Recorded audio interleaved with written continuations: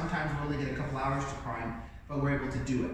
Now, the drywall is obviously nice and smooth, and what we've done beforehand is we've gone around with a vacuum, and all of these things have been vacuumed out really, really nicely, because efficiency is the #1 goal, and quality is also #1.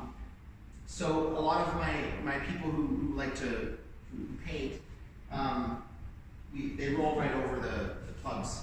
And if you don't make sure that this is cleaned out, you're gonna pick up a little bit of chunks here, and you're gonna distribute it right there. Same thing with here. You're gonna pick up chunks, and you're gonna distribute it.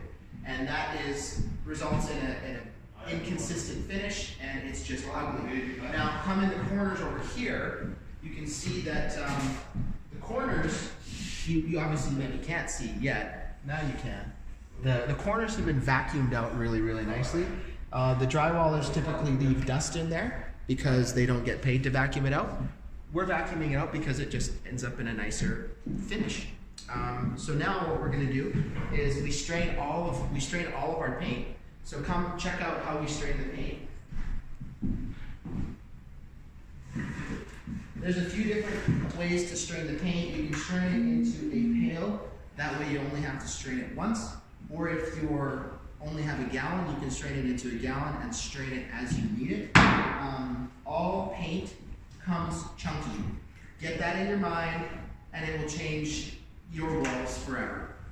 We strain the paint, and then it gets rid of the chunks that have formed in the paint. How do you tell if your paint is chunky? Well, when you're pouring it in the place that you're putting it, a tray or a cutting can, when you're pouring it, you can see those little chunks falling out. And that just means those chunks are going to go on your wall. So we always strain our paint.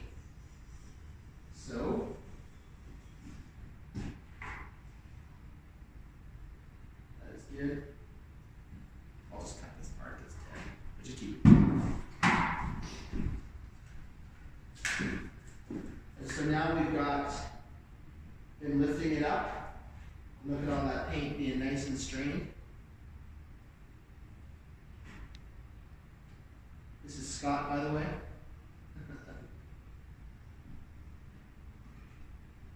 So while he's doing that, let's go to his roller here.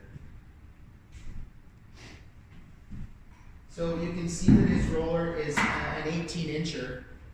He loves the 18-inch approach just because he's used to it. But it doesn't necessarily mean that it's faster. I think it can be faster in certain circumstances. It's not my preferred roller of choice, but it is his preferred roller of choice, and he does a good job, and so that's all I care about. He does a good job, and he does a good job fast. So he pours his oh, another thing, this thing fits a lot of paint in here. How much does this fit in here, Scott? I put in about 2 or 3 gallons at a time. Yeah, so you're not always refilling your tray. With a normal tray, you're going to have to, every gallon or so, because those things only fit a gallon, you're having to refill it. And when it comes to priming a new house, you're rolling really fast. So you burn through a ton of paint.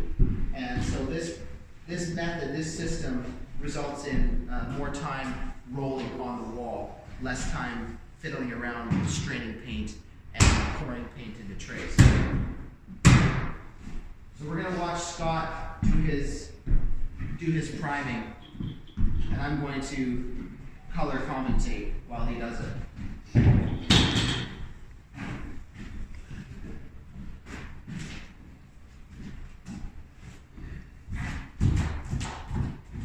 It's important to keep the tray near you at all times, so you're not having to walk all the way to the tray, walk back to your wall.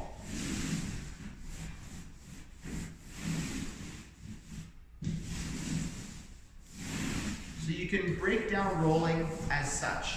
There's the dip, then there's the unload.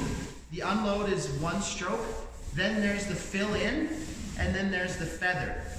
Dip, unload, fill, feather. Move on. Dip, unload, fill, feather. So he's on his feather now.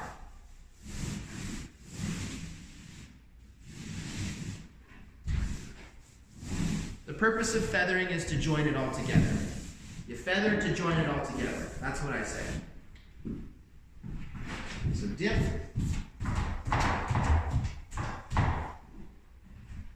Unload. Now fill.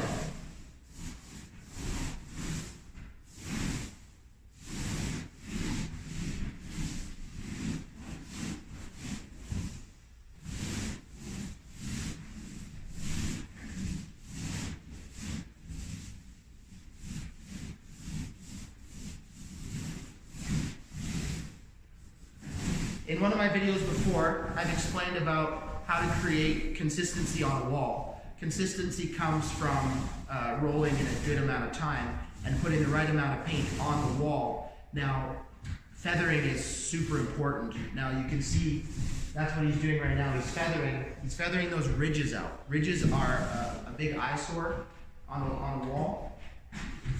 And when you're professionals doing good walls, we do not want to have ridges on our walls. And priming, I believe, is the most important and the most risky time to have ridges. It establishes the canvas that you're going to be putting two finish coats on, and it's easiest to get ridges because he's putting paint on a surface that absorbs it within seconds. And so if you're not feathering out properly, and if you're pushing too hard on your roller, then you're going to have ridges, and it's going to be a horrible canvas to do finish coats